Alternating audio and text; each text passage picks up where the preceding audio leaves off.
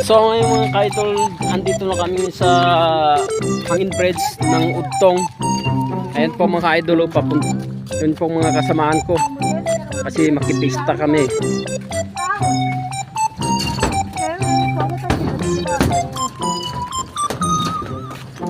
Ayan po mga ka-idol.